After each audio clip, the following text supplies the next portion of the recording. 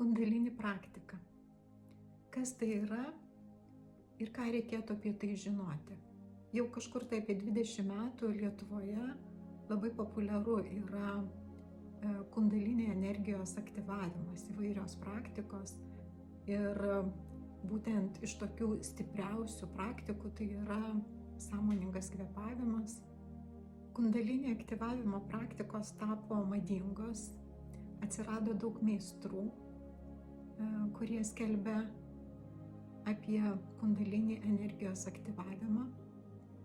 Daug žmonių šias praktikas praeina, tačiau pastebėjau tokį dalyką, kad su energetinė transformacija iš tikrųjų juokauti nevertėtų, nes yra ir šiame kelyje pavojų. Tai kas yra ta kundalinė energija? Tai nuo prigimties mums duota dvasinė energija su pirmu įkvėpimu. Senosios tradicijos sako, kad ši energija tai tarsi mieganti gyvatė, susirangiusi mūsų stuburo apačioje. Plečiant sąmonę, ši energija kyla stuburo pagrindu aukštyn, praeidama energetinius centrus, čakras.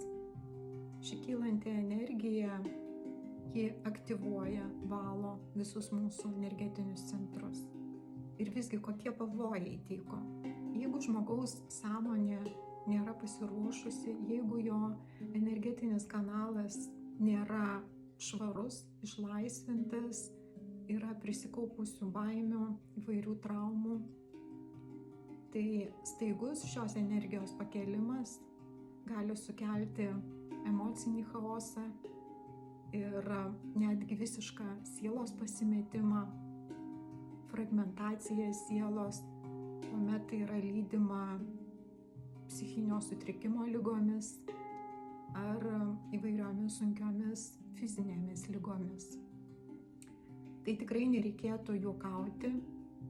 Šis kelias turėtų būti labai mažais, lėtais žingsniais. Dar geriau, jeigu turite pagalbą, meistrą šalia, kuris padeda atpažinti įvairius sunkumus, padeda susitvarkyti su jais. Esu sutikusi žmonių, netgi ir įvairių dvasinių praktikų mokytojų, kurie neatlaikė smarkaus, didelio to energijos pakėlimo ir įvyko visiška sielos fragmentacija, žmogus liko kaip daržovė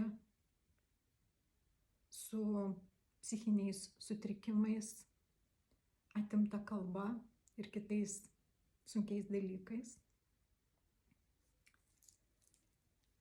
Taip pat tai gali iššaukti gilią, ilgai užsitęsiančią depresiją, gali iššaukti sunkias fizinės ligas.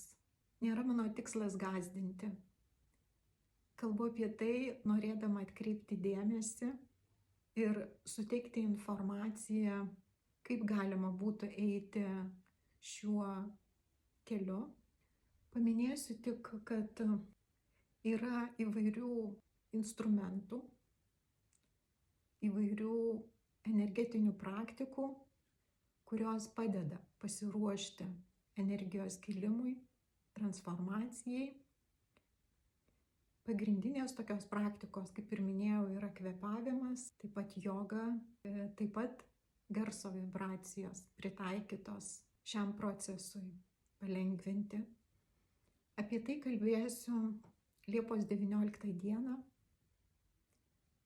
Čia studijoje Sakralus garsas vyks renginys garso ir kvėpavimo technika hormonų balansui.